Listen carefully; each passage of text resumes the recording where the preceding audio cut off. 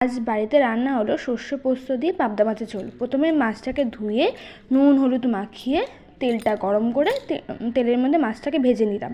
ভালো করে কড়া করে একটু ভেজে নিতে হবে মাছগুলোকে।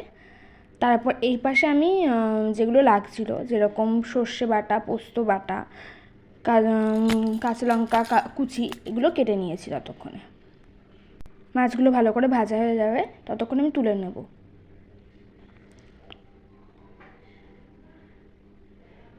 তুলে কালো জিরে ফোড়ন দিয়ে তার মধ্যে কুচনো লঙ্কাটা দিয়ে একটু নাড়াচাড়া করে সর্ষে বাটা পোস্ত বাটা দিয়ে নাড়াচাড়া করতে থাকবো।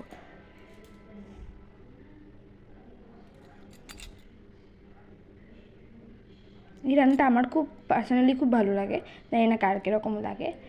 মানে কম সময়ের মধ্যে তাড়াতাড়ি রান্না করতে হলে এই রান্নাটা করতে পারেন, কোনো প্রবলেম হবে না। তার মধ্যে হলুদ গুঁড়ো, কাশ্মীরি লঙ্কার গুঁড়ো দিয়ে জল দিয়ে যতক্ষণ না ফুটছে ততক্ষণ ফুটতে হবে ভালো করে। তার মধ্যে মাছগুলো, যেগুলো ভেজে রাখা মাছ, সেগুলো দিয়ে ভালো করে ফুটিয়ে নিলেই তৈরি হয়ে যাবে আমাদের সবথেকে ইজি রান্না।